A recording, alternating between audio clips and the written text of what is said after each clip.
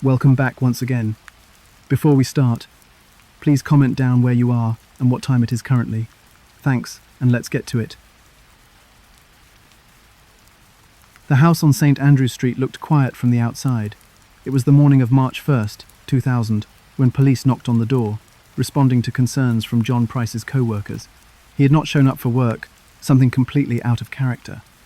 Price, known as a reliable man in the small community of Aberdeen, New South Wales, had not called in sick. He simply vanished. Outside, his neighbours stood uneasily, whispering among themselves. The officers pushed their way into the house. What they discovered would shock the entire nation. Behind that door lay one of the most disturbing murder scenes in Australian history. The first officers entering the bedroom were hit by a smell so overwhelming that many had to step back outside. John Price was lying lifeless under bloodied sheets. The violence inflicted upon him was unlike anything even experienced detectives had encountered. His body bore wounds so severe they hardly seemed real, but as they moved deeper into the house, the horror multiplied. Blood trailed through the rooms, smeared across walls, soaked into carpets, and then, in the kitchen, they found the true extent of Katherine Knight's brutality. On the stove, simmering in pots, were parts of Price's body. Plates had been set on the dining table, 2 place settings, each with a serving of cooked flesh, vegetables, and gravy. Next to the meals, his children's names were written on notes. It was chillingly clear what this meal was meant to be. Knight had taken Price's life in the most violent way imaginable, and then staged a grotesque scene that investigators could barely process. For a town accustomed to petty crime at most, this was something else entirely, something that felt almost inhuman. This was not ordinary violence. Even in a world where murders occur daily, this stood apart. Seasoned detectives later described being physically shaken by what they saw. One officer, hardened by years of work in homicide, reportedly could not return to the force after that day. Another officer recalled, "It is the type of crime scene you cannot unsee." The Australian press would soon label Katherine Knight as the nation's first female murderer to be imprisoned for life with no possibility of release. But before the trial, before the media frenzy, there was the question almost everyone asked: how did someone like her come to commit something so horrific? In true crime stories, there is often an attempt to trace the path backward, to follow the strands of a person's life leading to the moment of violence. With Katherine Knight, that path is deeply unsettling. She was not a stranger, unexpectedly breaking into someone's home. She was Price's partner, someone he knew intimately, welcomed into his daily life, and trusted against the warnings of many friends. She had a history, a long, documented record of abuse, threats, and violent outbreaks. Yet she walked freely among her community until everything culminated in this night. As investigators pieced together what had taken place, they understood this crime was not driven by sudden impulse. Katherine's brutality showed planning. Evidence around the house suggested she had prepared for this evening in advance, waiting for the moment to strike. Files she left behind pointed to motives tied to anger, rejection, and revenge. And while she was found unconscious at the scene after a failed overdose attempt, the timeline built by police stitched together how events unfolded. It was not madness in a fleeting second. It was an explosion of violence that had been building for years. Aberdeen, a small, working-class town known mostly for its abattoir and tight-knit community spirit, reeled after news broke. Everyone had known Katherine in some way. She was not an outsider who appeared suddenly. She grew up nearby and spent her working life in the same environment as everyone else. People had heard whispers of her temper, the stories that circulated about knives, fights, and her obsessive control in relationships. But no one there could reconcile the woman they knew with the crime described in the newspapers. This was their neighbour, the woman at the pub, the co-worker on the floor of the meatworks. Now she had become the name on every headline. The brutality of Knight's crime forced Australia to ask difficult questions about domestic violence, mental health, and the limits of intervention. John Price had taken steps to protect himself, at one point obtaining a restraining order. But he also, out of some combination of loyalty, fear, and lingering affection, let her back into his life. Friends reported he often shrugged off worries, saying he could handle her. Yet, in the weeks before his death, he told those close to him that he feared he was in real danger. It was not enough. So, how did a woman born into a working-class family, who became a mother, partner, and everyday member of her town, eventually commit Australia's most infamous act of domestic violence? To answer that, it is necessary to turn back to the beginning, to her earliest years. Katherine Knight did not become violent overnight. Her life was marked early by turmoil, anger, and the inability to manage relationships without lashing out. Every chapter leading to that night offered glimpses of what she might become, yet each time the danger escalated, she remained unrestrained. Like a dark pattern repeating over and over, each relationship pushed her further. Her childhood and her environment set the tone, and her adult life showed how those tendencies deepened. Before the headlines and the trial, before she became Australia's most notorious female killer, Katherine Knight was simply an angry child in a violent household. What happened inside those walls, and how those experiences shaped her, gave the first hints of what she would one day unleash. To understand the night of horror in March 2000, we need to start nearly half a century earlier, in 1955, when she was born into a family already fractured by scandal, anger, and the seeds of destruction. By the age of 15, Katherine Knight had already left school. She was still unable to read or write, but that did not stop her from finding work. In Aberdeen, the local abattoir was one of the biggest employers, and Katherine followed the path taken by many in the town. For her, the slaughterhouse became not just a workplace, but a setting where her fascination with knives came into focus. She reportedly thrived on the act of cutting meat, describing it proudly to others. Where colleagues often saw the job as grim necessity, Katherine seemed energized by it. Workers recalled how she treated knives with respect, almost like prized possessions. She took a set home and kept them hanging above her bed, a place of honor where she could see them every night. This was not simply habit, it was ritual. Knife work became her identity, blending with the aggression and instability already rooted in her childhood. For Katherine, sharp blades carried both practical skill and symbolic power. But her work life was not her only source of notoriety. Outside the slaughterhouse, Katherine was already known for her short temper. Street fights, aggressive outbursts, and threats became part of her reputation in Aberdeen. She did not shy away from confrontation. When provoked, or sometimes when something barely annoyed her, she could quickly turn to physical violence. Many people gave her a wide berth. Even male co-workers, hardened by physical labor, admitted they were wary of crossing her. Her early romantic relationships reflected this same dangerous pattern. Katherine developed an intense, almost obsessive approach to partners. At first, she could appear affectionate or even shy, but those who grew close to her soon saw another side. Her possessiveness translated easily into control, and then into eruptions of violence whenever she felt challenged. She was not content to argue. She reached for fists, objects, or knives in situations where most people might walk away. One of the early warning signs came in an incident where Katherine attacked a partner over a confrontation that seemed minor on the surface. Stories vary, but all accounts agree that knives were involved, establishing what would become a recurring threat. She had learned early on that brandishing a blade got results. The other person backed down. The tension broke in her favor. This instinct hardened into dangerous habit. Her community had few illusions about her behavior. By her late teens, Katherine was already infamous locally. The pub scene, central in small-town Australia during that time, quickly spread stories about her violent streak. If a man crossed her, word was he could expect fists, kicks, or weapons. Yet, despite everything, she continued to draw partners. Some were intrigued by her fiery personality. Others may have underestimated the danger until it crept too close. There were moments when Katherine seemed to crave stability. She voiced desires for long-term relationships and family life. But her execution was warped by a need for control. Instead of nurturing connections, she tested boundaries with intimidation. Violence became both a way to punish and a method to pull others back into her orbit. To her, aggression was not necessarily the end of love, it was folded into how she maintained it. Aberdeen's people often chose silence. Small towns sometimes prioritized privacy over open confrontation, and many who knew of her violence did not report it. Police encounters with Katherine in these early years remained limited, often because victims hesitated to press charges. Fear and shame kept people quiet. This lack of intervention allowed her to escalate unchecked, each near miss reinforcing the sense that she could do as she pleased. Katherine's early adulthood set the tone for everything that followed. She combined violent impulses, deep insecurity, and obsessive attachment. Every relationship seemed to end with chaos, yet she continued to draw people back in with charm when it suited her. Each partner faced the same cycle, affection giving way to possessive rage, arguments spiraling into assaults, and eventually, threats with knives.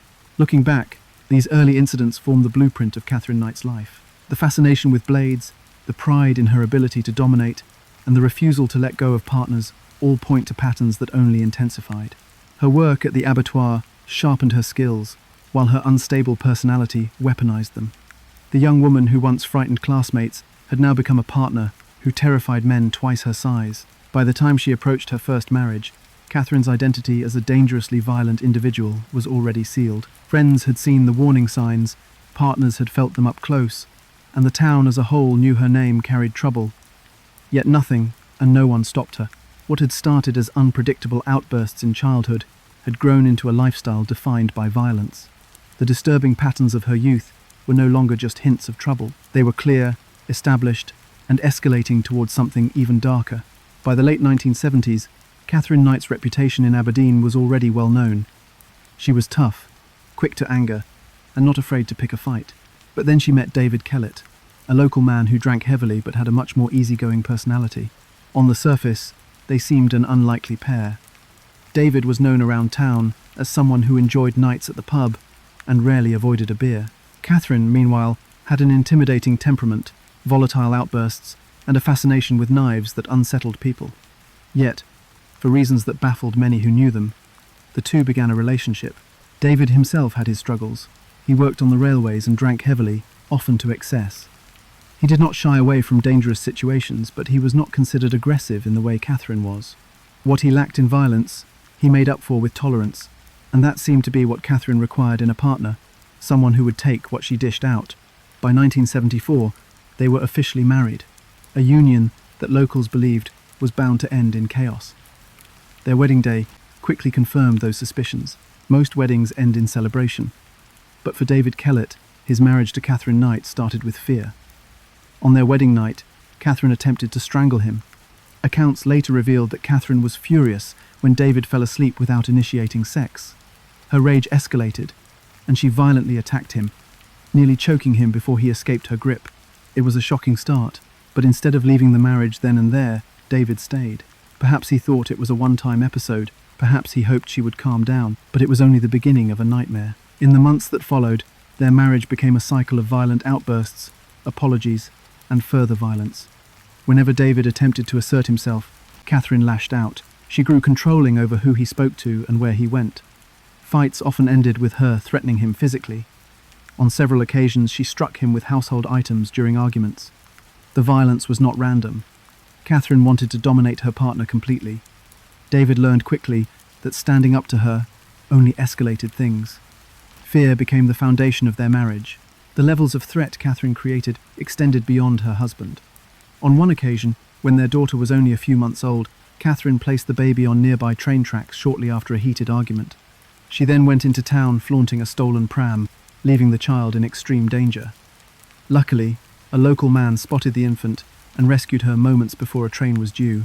Katherine was later hospitalized and treated briefly for postnatal depression, but the system failed to recognize just how dangerous she had become. David took her back, continuing to live in terror of her next unpredictable act. Another notorious incident occurred when Katherine violently slashed him with a frying pan in the middle of an argument.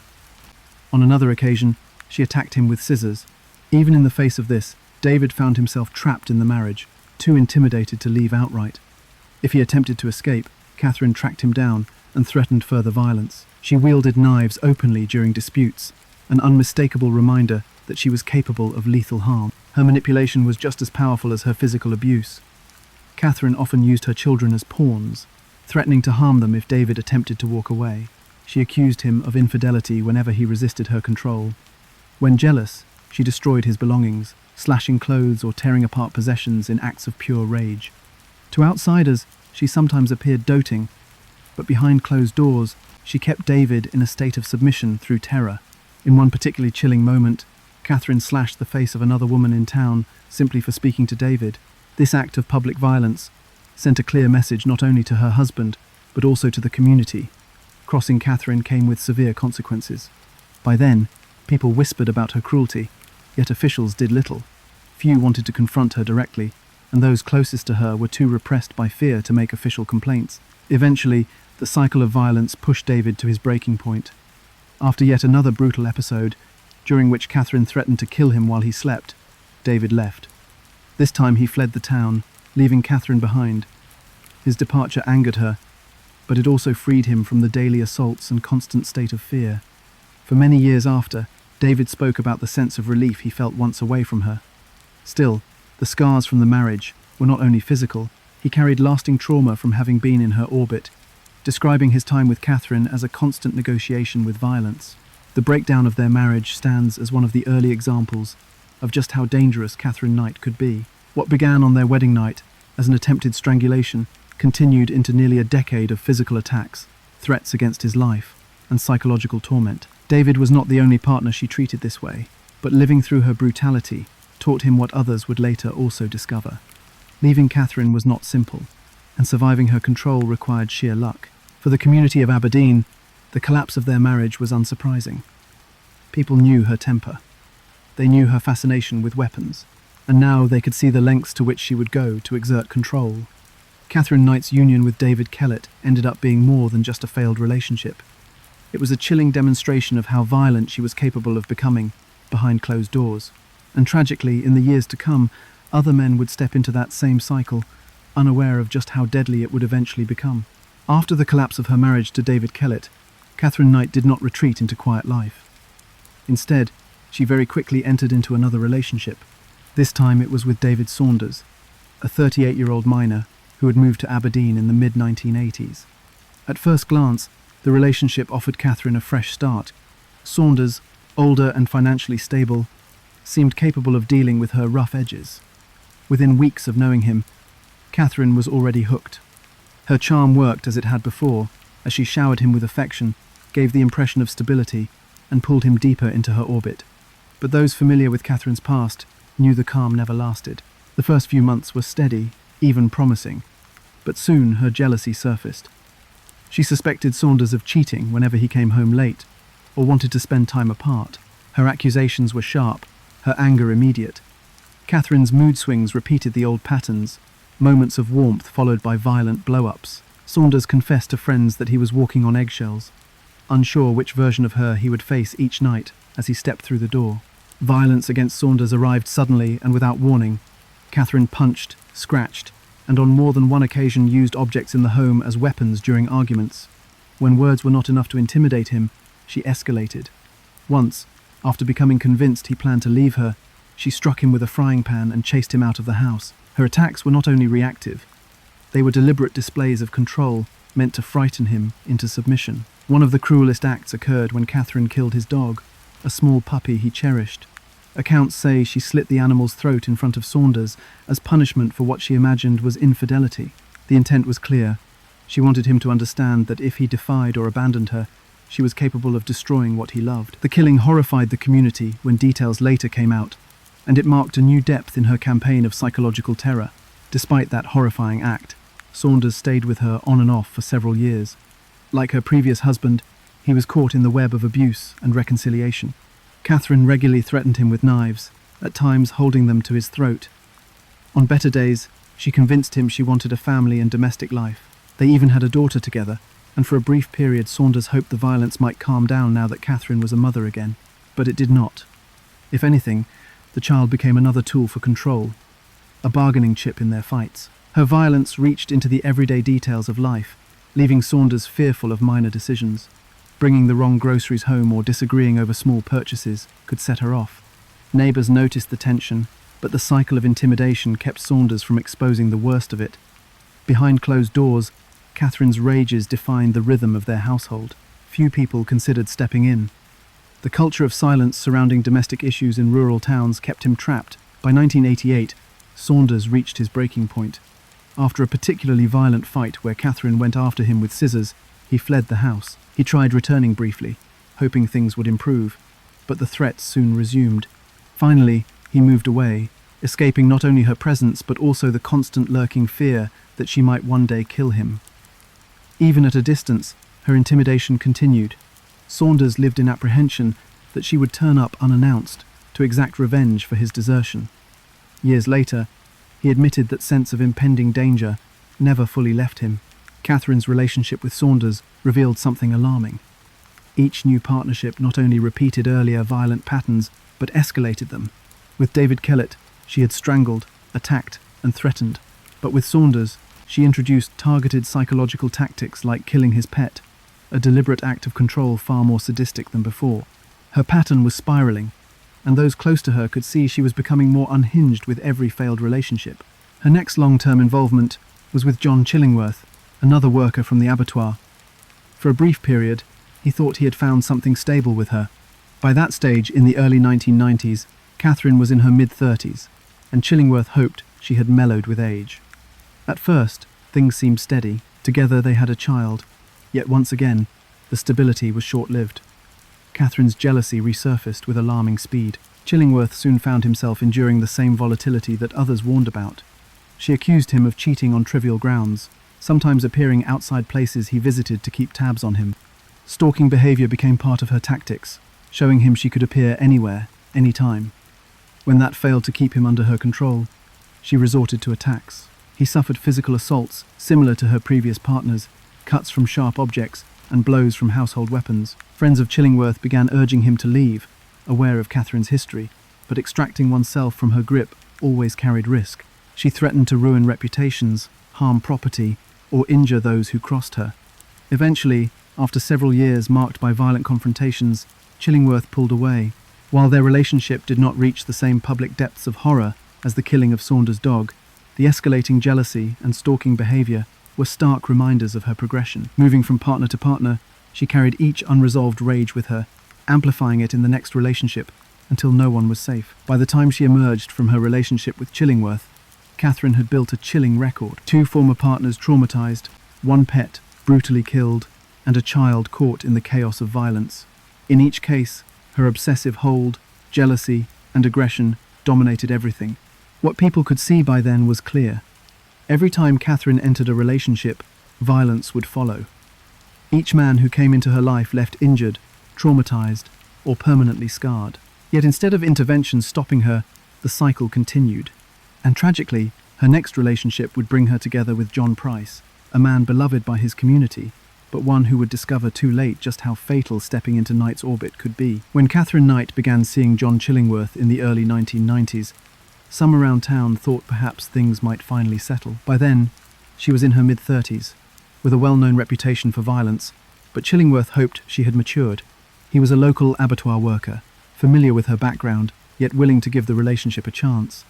At first, she seemed calmer, offering affection and presenting herself as committed to building a family. They even had a child together, a son who provided a sense of grounding, but the peace was fragile, more of a mask than a change. It did not take long for old patterns to return. Katherine's jealousy began cropping up over trivial matters. If John spoke with a female co-worker or simply arrived home later than expected, he faced accusations of betrayal. These were not arguments typical of ordinary relationships. Her reactions carried a sharp volatility, swinging from sullen silence to explosive confrontation in a matter of minutes. For John, unpredictability soon became the norm. He found himself constantly managing her moods, unsure which version of Katherine he would face when opening the front door. Her jealousy was not limited to heated accusations. Katherine began following John, turning up unannounced at places he visited. Friends remember her watching from the car outside pubs, or appearing in unexpected spots, demanding explanations of where he had been. What began as suspicion developed into stalking behavior. She wanted to remind him that she could monitor his every move. For John, those moments made it clear his privacy had vanished. As her suspicion deepened, violence resurfaced. Katherine struck him during arguments, sometimes with her fists, other times grabbing household objects to inflict greater damage. Like previous partners, John faced the sharp edge of her temper in ways that made leaving risky. Though her assaults rarely left visible scars to outsiders, those close to him understood he was trapped in a frightening cycle. John also found himself isolated. Within their circle, many already knew Katherine for her violent streak.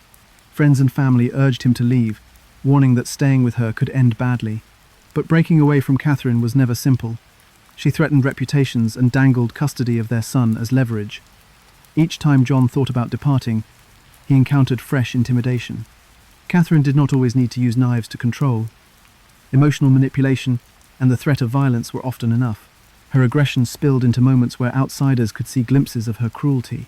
In public arguments, Katherine screamed accusations at John, sometimes shoving him in front of others. For those watching, it confirmed what many suspected, that her temper had not changed, only adapted to a new partner. John, who had once entered the relationship optimistically, was visibly worn down. his confidence eaten away by Catherine's constant pressure. After several years, the relationship collapsed under the weight of her behavior. The tipping point came when John realized the environment was not safe for himself or their son. While the details of their final confrontations remain less public than her earlier displays, the outcome mirrored the trajectory of all Catherine's relationships prior: control, intimidation, violence, and eventual destruction. John managed to separate from her without the kind of catastrophic violence that had marked her relationship with Saunders, but his ordeal left him wary and mistrustful. For Katherine, though, the breakup did not lead to reflection or restraint. The end of her union with John Chillingworth reinforced the same dark pattern. Men came into her life with optimism and left battered, frightened, or destroyed. Far from being chastened by another failed partnership, she seemed to carry the anger forward, letting it thicken and harden. Each chapter of abuse built upon the last, escalating in intensity and scope. By the time her relationship with Chillingworth ended, Katherine Knight had left a trail of damaged men and chaotic households across Aberdeen. Her violence was no longer just a private family matter, it was a disturbing local legend. Yet nothing had truly prevented her from continuing the cycle. When she eventually crossed paths with John Price, a man well loved in the community, many would later wonder if he had known the risks. The truth was clear. Katherine Knight had shown who she was in every relationship before him, and with each turn, the danger edged closer to the ultimate explosion of violence to come. John Charles Thomas Price, known to everyone as Pricey, was born in 1955 and spent his life in the Hunter Valley of New South Wales. By the time Katherine Knight crossed his path in the early 1992, he was a fixture in the town of Aberdeen.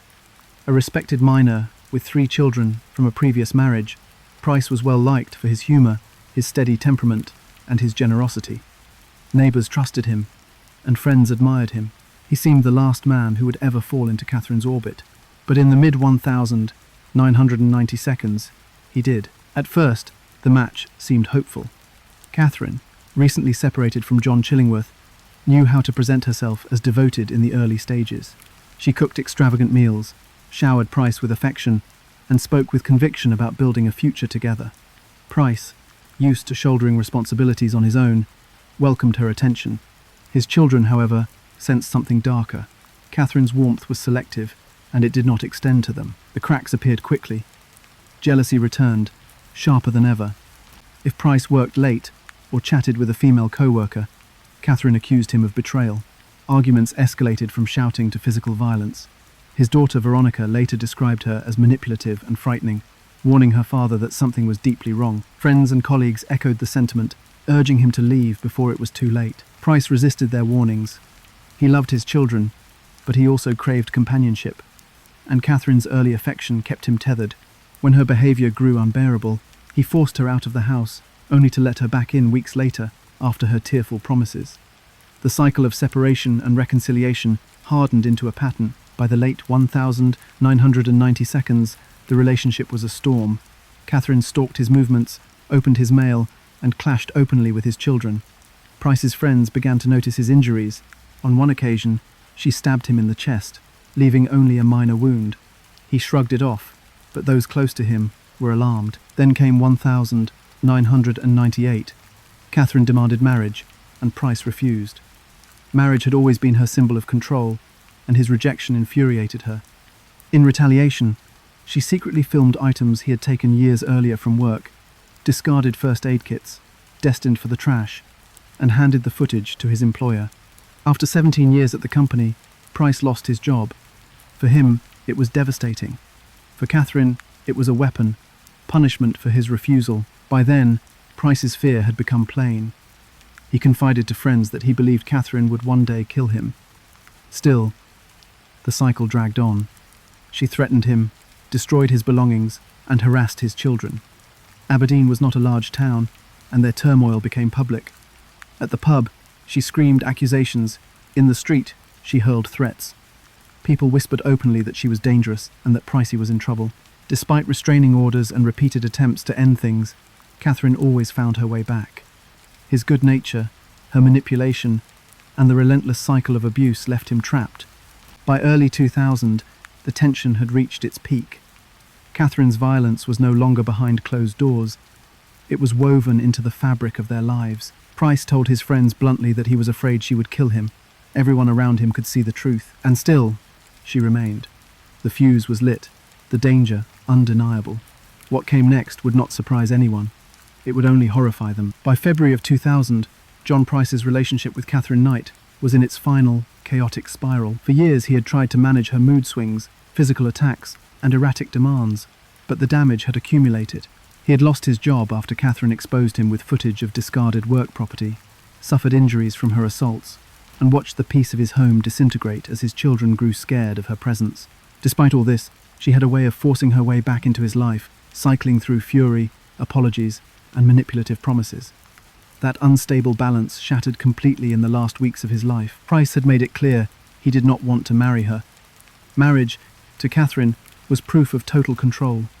She had demanded it time and again, and his refusal ate at her. This rejection became the central wound she could not forgive.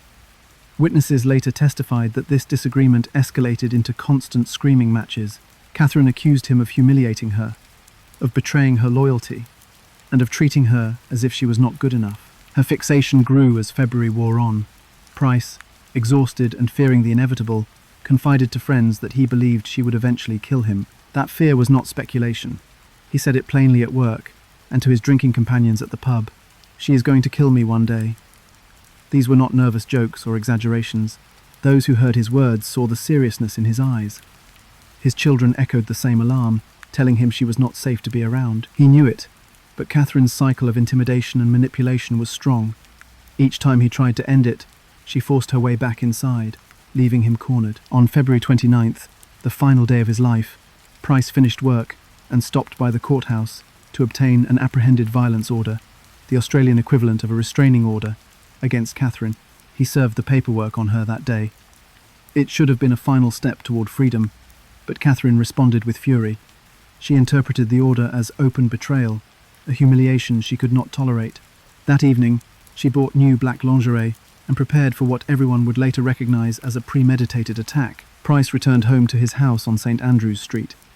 Katherine arrived not long after, dressed provocatively and carrying a hidden agenda. Despite the restraining order, she made herself welcome, as she had done so many times before. Price, knowing she was volatile, agreed to let her in. The household was strange that night. Katherine cooked dinner, tried to seduce him, and presented herself as if nothing were wrong. Neighbors noticed nothing unusual outside, but inside, tension hung over every exchange between them. For Price, exhaustion likely kept him from throwing her out. He had endured too many confrontations to summon the final push. Later that evening, the two had sex. This detail later emerged in the police investigation and became one of the most disturbing parts of the timeline. It suggested Katherine wanted to create an illusion of intimacy before her final betrayal. Afterwards, Price drifted to sleep while Katherine prepared to strike. On the surface, it seemed like another unpredictable night with her, volatile but contained. Yet Katherine was not seeking reconciliation. She had planned for this night in detail, preparing her knives and setting her intentions for murder before she even arrived. Around midnight, Katherine retrieved one of her cherished knives, part of the set she always kept close. As Price slept in bed, she stabbed him. The initial blow woke him, and chaos exploded. Price stumbled from the bedroom, bleeding heavily, trying to escape into the hallway and toward the front door. Forensic analysis later revealed he managed to reach the entrance, opening it briefly, before Katherine dragged him back inside. Neighbors later reported hearing disturbances, but at the time no one acted. In frantic desperation, Price fought to survive, but she pursued him through the house, inflicting more than 30 stab wounds. Blood evidence later showed a trail through nearly every room, marking his doomed attempt to flee. Price's final moments were a desperate struggle to reach safety and fight off her relentless attack. Forensic investigators noted defensive wounds on his arms and hands, evidence that he tried to block her strikes. Despite his strength, the sheer ferocity of the stabbing overwhelmed him. In the early hours of March 1st, John Price succumbed to his injuries and collapsed. What followed would mark this crime as one of the most horrifying in Australian history. Katherine, steady in her grim determination, transitioned from murder to mutilation. She skinned Price's body with chilling precision, the skill sharpened by her years of work at the abattoir. Detectives later confirmed she removed nearly the entire hide in one complete piece, starting from below his hairline and peeling downward in a process that required patience and expertise. The act was so methodical, it stunned even trained pathologists. After this grotesque mutilation, she hung his skin on a hook in the living room. The crime escalated further, with evidence of cannibalistic preparation. Katherine decapitated him and placed his head in a cooking pot, simmering it alongside vegetables. She arranged 2 full dinner plates at the table, each labelled with the names of Price's children. To investigators, this staging was not random. It was symbolic cruelty, a plan to terrorize his family even in his death. One plate was later found tossed on the lawn, as though she changed her mind about carrying out that part of the act. But the intention was undeniable. She wanted to inflict horror not only on Price, but on those who loved him. After preparing this gruesome scene, she attempted to stage her own death. Katherine took a large quantity of pills, lying down in the home as Price's body lay butchered nearby. By the time police discovered the house the next morning, she was alive but unconscious, her suicide attempt having failed. Officers arriving on scene walked into a nightmare unlike anything they had encountered. The blood, the mutilation, the dinner table. It was evidence of violence pushed to the furthest extreme. The timeline police reconstructed later showed this was not a crime of sudden temper. It had taken shape deliberately over days, fueled by the rejection of marriage, the restraining order, and years of escalating violence. Katherine had prepared herself mentally and physically for the act, choosing the night carefully, ensuring her knives were ready, and executing each stage in sequence. For prosecutors later, this demonstrated planning, premeditation, that made clear her intent to kill. Price himself had sensed the danger, but could not escape. Tragically, his warnings to friends that she would kill him were fulfilled exactly as he feared. His decision to let her inside, made perhaps out of resignation, habit, or misplaced trust that the night might pass without incident, became the fatal allowance that sealed his fate. Every sign had pointed toward catastrophe, but intervention never came. By the end of February 2000, Katherine Knight's pattern of escalating violence had reached its horrifying climax. The morning of March 1st, 2000, began with silence around John Price's home in Aberdeen. Price had not shown up to work, and it unsettled his colleagues. He was known as reliable, the sort of man who would never casually miss a shift. Calls to his phone went unanswered, and by mid-morning, police were dispatched to check on him. On arrival, they found his car still parked outside and curtains drawn. Neighbours stood on the street, whispering nervously. Something felt wrong. When officers forced their way inside, the first thing that struck them was the smell. Even before they saw the blood, the heavy, metallic odour filled the air. As their eyes adjusted in the dim light, the scene came into focus. Blood spattered walls, soaked carpets, and streaked across almost every room. The trail told a story of struggle, of a man moving desperately through his home trying to fight his way free, only to meet constant violence at each turn. For officers used to scenes of homicide, what they were about to witness was still beyond comprehension. In the bedroom, Price's body lay beneath bloodied sheets. At first glance, it seemed simple murder, brutal but within the expected boundaries of homicide. Then investigators saw the mutilation. Much of his skin was gone, peeled away in a manner so precise it appeared surgical. When they looked to the living room, it became undeniably clear Katherine Knight had skinned him almost entirely intact, hanging his hide on a meat hook behind the archway. The shock was immediate. Seasoned detectives staggered back from the scene, some leaving the house to regain composure. The horror did not end there. In the kitchen, pots sat on the stove, simmering. Inside one, detectives found Price's decapitated head, slowly stewing with vegetables. Other pots contained cooked sections of flesh. On the dining table, 2 plates had been carefully set, meat portions arranged beside baked potato, pumpkin, zucchini, and gravy.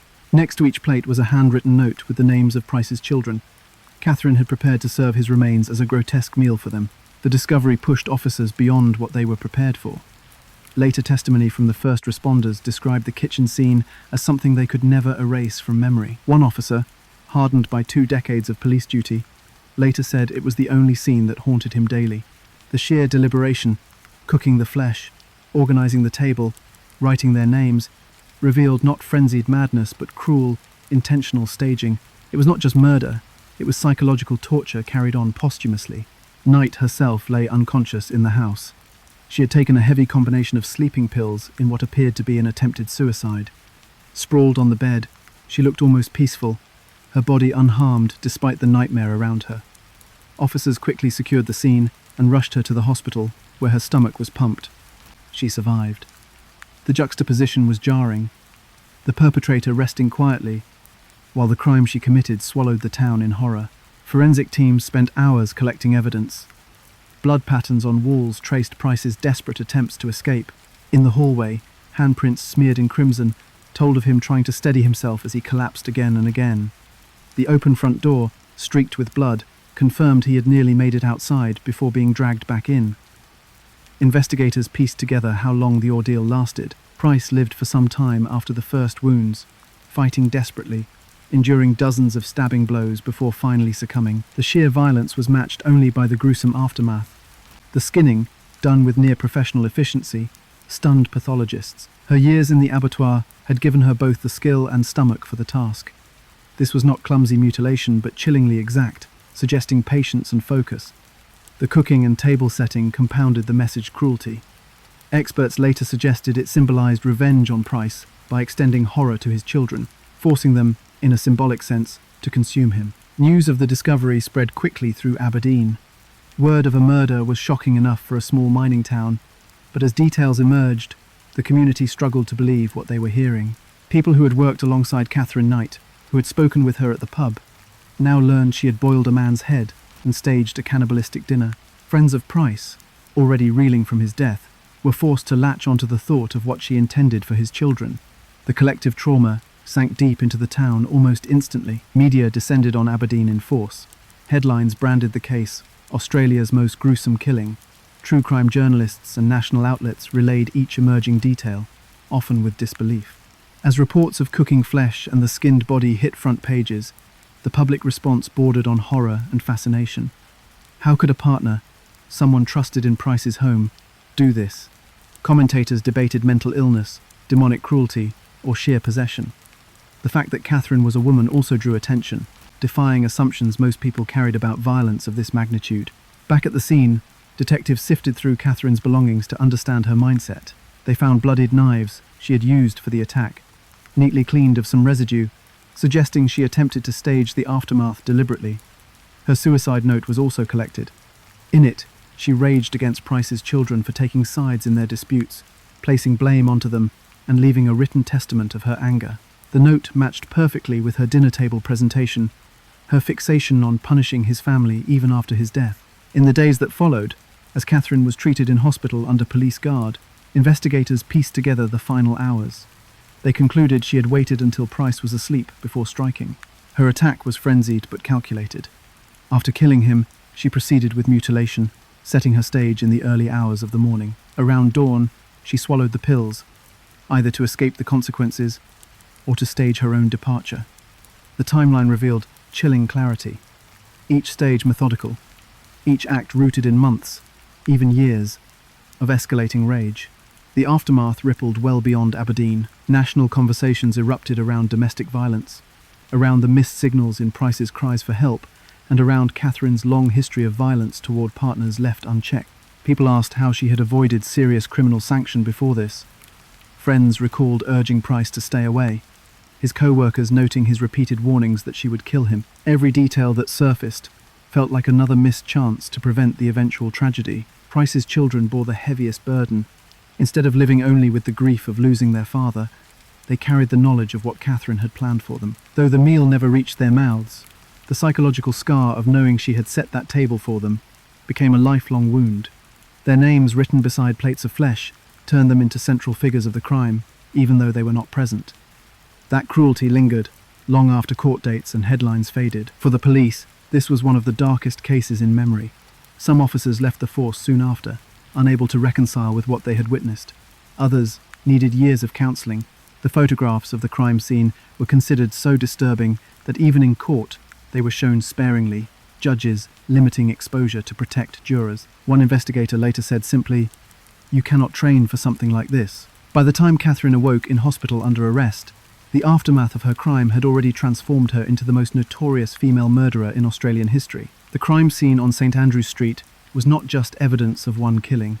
It was the culmination of decades of unchecked violence, ending in a spectacle so grotesque, it forced the entire nation to reckon with the darkest corners of human behaviour. When Katherine Knight awoke in the hospital days after the murder, she was under immediate police guard.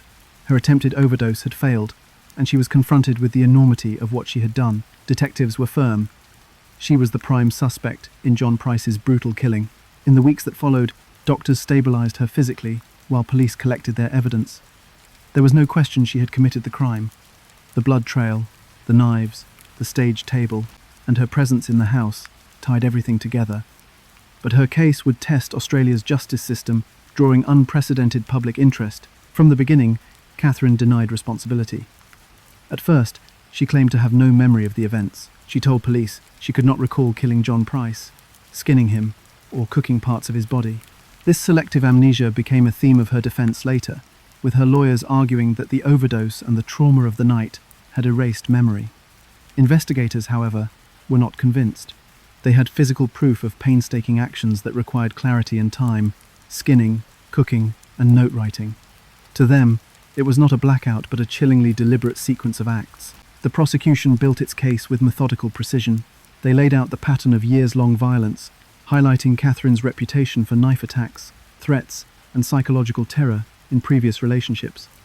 Witnesses were called to recount her rages, her cruelty, and Price's repeated declarations that she would kill him. Forensic experts described the nature of the wounds, the chase through the house, and the expertise used in the skinning. They emphasized her training at the abattoir, arguing that her learned skill translated directly into this murder. Meanwhile, the defense attempted to shift the focus toward mental health. They argued Katherine was suffering from dissociation or psychosis at the time of the killing. Psychiatrists assessed her repeatedly, diagnosing personality disorders including borderline traits and narcissistic tendencies, but none concluded she was legally insane. She knew what she was doing. She had prepared the scene, staged elements afterward, and even attempted to escape culpability by overdosing.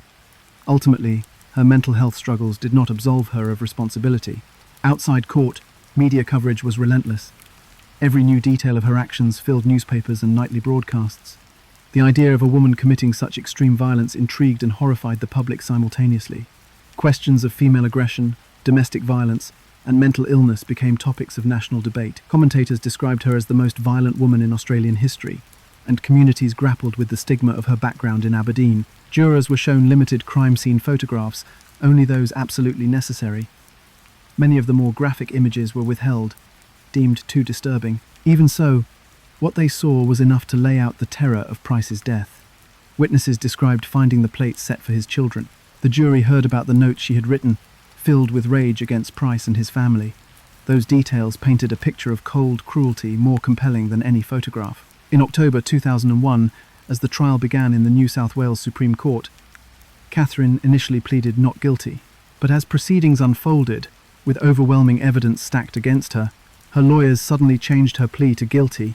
The shift stunned observers. Some speculated it was to avoid further exposure of photographic evidence. Others believed Katherine wanted to control the outcome, preventing witness testimony from painting her in even darker colours. Regardless, the guilty plea meant there would be no contest over her responsibility for Price's murder. Even with the plea, a sentencing hearing was necessary. Victim impact statements from Price's children and friends underlined the devastation she had caused. His daughter expressed profound grief, describing the torment of knowing her father died brutally and that Katherine had staged a grotesque dinner in her name. For the judge and public alike, the cruelty extended beyond Price's death. It was the psychological targeting of his children that marked the crime as uniquely brutal. Justice Barry O'Keefe presided over the sentencing. He described her actions as appalling in the extreme, noting the deliberate, calculated, and revolting nature of the crime. On November 8, 2001, Katherine Knight was sentenced to life imprisonment without the possibility of parole. In the words of the judge, her crime was so horrific that she should never be released. For the first time in Australian history, a woman received that ultimate penalty. The decision reverberated across the country. Supporters of the ruling saw it as the only appropriate response to such barbarity. Critics raised concerns about her mental health and whether the system had failed to intervene earlier, but unanimity existed on one point. Katherine Knight could never walk free again. Her name entered legal history, her sentence a marker of how society responded to unprecedented violence. Knight showed no sign of remorse during the sentencing. She sat largely emotionless, avoiding direct acknowledgement of the pain she caused. To many observers, this absence of visible regret reinforced the chilling narrative of her life. A woman consumed by possessiveness, violence, and cruelty, incapable of empathy even at her final judgment. For John Price's family, the sentence was a measure of justice but also a permanent reminder. No legal ruling could undo the trauma of his loss or the horrifying details of how he was killed. His children grew up carrying not just grief, but the vivid knowledge of how their father died and what had nearly been done to them. Their testimonies continued to highlight domestic violence as a danger far too often minimized until tragedy occurs. The trial closed one chapter, but opened many broader conversations. Domestic violence advocates used the case as evidence of systemic failures, pointing to the signs ignored for years. Price's repeated cries for help, his restraining order, and the wide community knowledge of Katherine's violence all failed to prevent his death. The case underscored the critical importance of intervention, of treating threats and patterns of abuse as serious precursors to lethal violence. Inside prison, Katherine adjusted to her new reality. She became one of the country's most infamous inmates, serving her life sentence at Silverwater Women's Correctional Center before later moving to other high-security facilities. Guards described her as demanding, manipulative, and still prone to violent outbursts. Over time, she maintained her notoriety. Books, documentaries, and countless articles carried her story forward, yet the legal result remained firm. Life without parole meant she would die behind bars. The ripple effects of her sentencing extended into legal and cultural spheres. Law students studied the trial as a landmark, criminologists examined her psychology, and true crime communities debated every aspect of her life. The sentence became symbolic, signalling that even without precedent, Australia's courts were willing to impose the harshest penalty when crimes defied comprehension. In the end, Katherine Knight's trial and sentencing encapsulated more than just one brutal act. It represented the culmination of decades of violence unaddressed, the failure to heed warning signs, and the justice system's ultimate declaration that she could never return to society. To this day, she remains the only woman in Australia serving life without parole. Her name is synonymous with cruelty, obsession, and the darkest extremes of domestic violence. Katherine Knight's crime did not just horrify, it left experts grappling with the question of why. How does someone progress from violent partner to calculated murderer who stages such grotesque displays? Psychiatrists, criminologists, and legal experts have studied her case for more than 2 decades, trying to piece together a profile that could explain the extremes of her behavior. The foundation of her psychology lay in instability. Assessments after her arrest pointed toward borderline personality disorder traits, patterns of intense and unstable relationships, mood swings, fear of abandonment, and explosive anger. These traits aligned closely with her history: the possessive grip on each partner, the cycle of adoration followed by violent explosions, and her inability to let relationships end peacefully. Partners described her as someone who would rather destroy everything than be left behind. Psychologists also found evidence of narcissistic tendencies. Katherine sought control and dominance, not just affection. She demanded loyalty in ways that were absolute, and when denied, she retaliated with force. This explained why John Price's refusal to marry her became the ultimate insult. In her worldview, rejection was not just personal disappointment. It was an attack on her identity she had to punish. Rather than walking away, she escalated to obliteration. Another striking pattern was her sadism. Violence to Katherine was not only reactionary. At times, it appeared purposeful. Killing David Saunders' puppy was a clear example, designed not out of blind rage but as a demonstration of control, a psychological weapon to instill fear. The staging of Price's body and the dinner for his children fit that same pattern. These were acts aimed at tormenting others, extending cruelty beyond the victim. Her crime was not simply about death. It was about sending a message of domination from beyond the grave. What made her uniquely dangerous was the combination of traits. Many people suffer from personality disorders. Very few commit something so extreme. In Katherine's case, her environment amplified her worst impulses. The violence she witnessed in childhood normalized aggression. Her years in the abattoir conditioned her to feel comfortable with knives and gore. Her inability to read or write until adulthood limited healthy coping strategies, instead cementing physical outbursts as her only form of expression. These elements did not excuse the murder, but they revealed how her psychology and circumstances built a lethal storm. Professionals debated whether she understood the consequences of her behavior. Evidence suggested she did. She planned the crime, staged scenes deliberately, and attempted suicide afterward to avoid accountability. Those actions showed foresight and awareness. While her lawyers argued about dissociation or amnesia, experts concluded Katherine was not psychotic. She knew what she was doing, even if her emotions pushed her toward extremes. This is what made her so terrifying. She combined volatile rage with moments of calculated clarity. The case also raised questions about predictability. Katherine's history of domestic violence was extensive, spanning decades and multiple partners. Each relationship ended in escalating assaults, police involvement, or hospitalizations.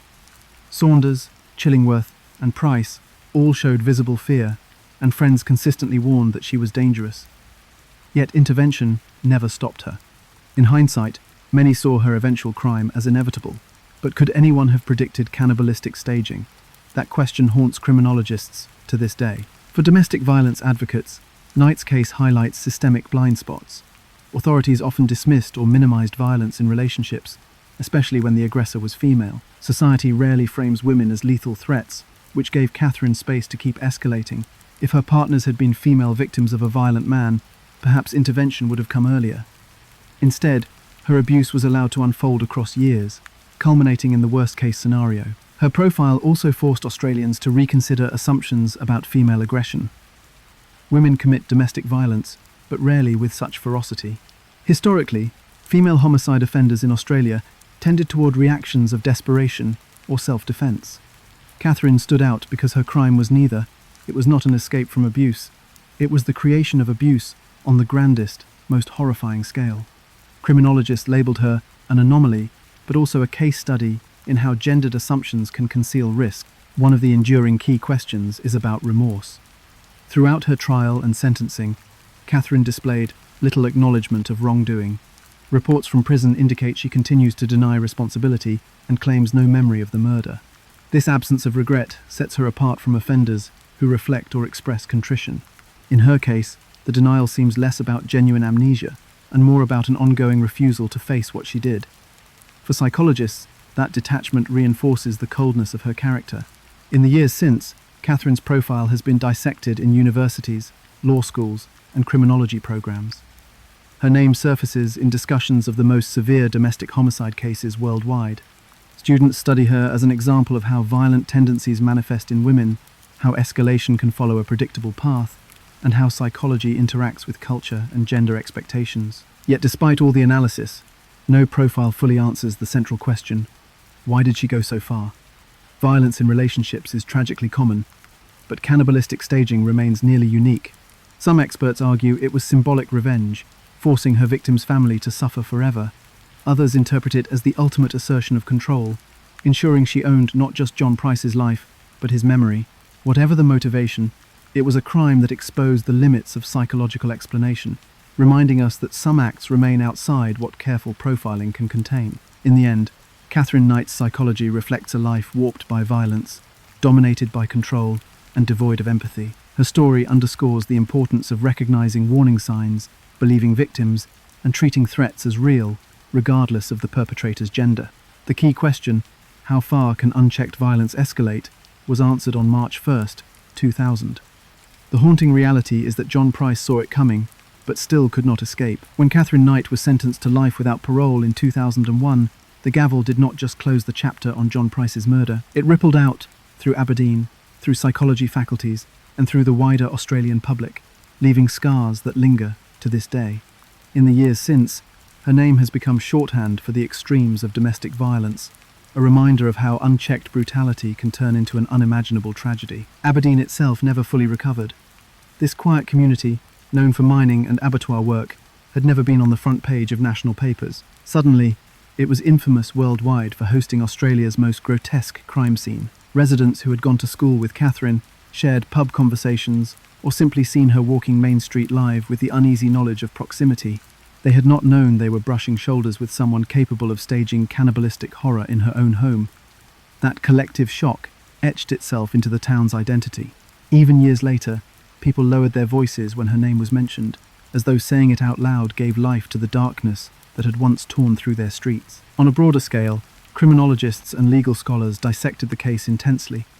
For many, Katherine Knight represents a breakthrough in understanding female-perpetrated domestic violence. Until then, discussions often placed women in the role of victim or, at most, reactive offender. Knight presented something different: premeditated, sadistic, and sustained violence against partners over decades. Her gender, far from softening reaction, amplified the terror. The fact that a woman could cut so deeply against social expectations fueled international studies, lectures, and books. She became an academic case study in the rare overlap between female offenders and extreme sadism. The law also marked her case as precedent. Her life sentence without parole was the first ever handed to a woman in Australia. That ruling established firmly that legal penalties for brutality know no gendered boundaries. It told the public that no matter the circumstances or identity of the offender, the legal system was willing to impose the harshest outcome when crimes defied comprehension. Even now, courtrooms cite her case when considering sentencing severity for violent offenders. For John Price's family, however, the legacy is not historical. It is personal. His children still carry the dual trauma of losing their father and knowing what Katherine prepared for them. Their names, etched on table notes beside plates of flesh, remain among the most haunting details of modern Australian crime.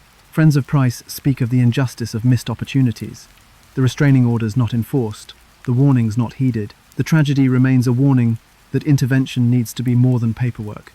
It requires acting decisively before threats become headlines. Within prisons, Katherine remains notorious. Fellow inmates speak of her reputation, half in fear, half in disgust. Guards view her as manipulative, sometimes dangerous, even behind bars. Over more than 2 decades, she has not faded from infamy. Books, documentaries, and television specials continually revive her story. She has become a permanent feature in Australia's cultural memory of crime, mentioned in the same breath as the nation's most infamous offenders. For criminologists, she is a case study.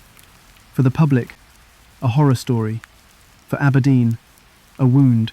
The case also helped push domestic violence further into the national dialogue.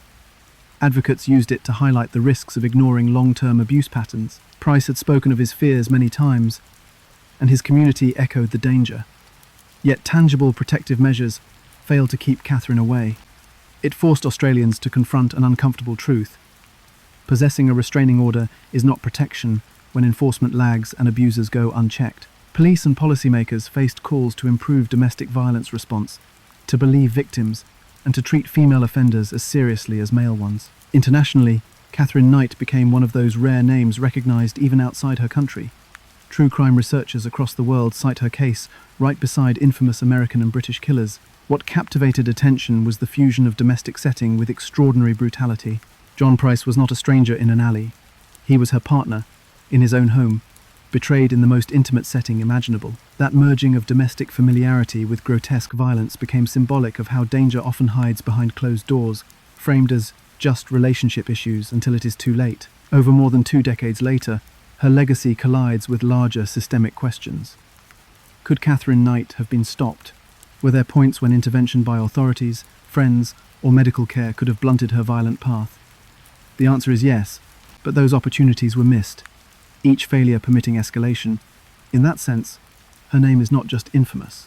It is instructive. It is used in training, in advocacy, in campaigns reminding society to listen when victims say they are scared. And still, Katherine lives, confined to a cell, growing older behind secure gates. She has not shown remorse or taken responsibility.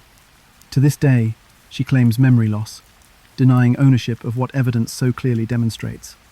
This absence of contrition leaves a strange final note on her legacy. For some offenders, later years bring reflection, admissions of guilt, and efforts to reconcile. For Katherine, silence and denial have replaced confession.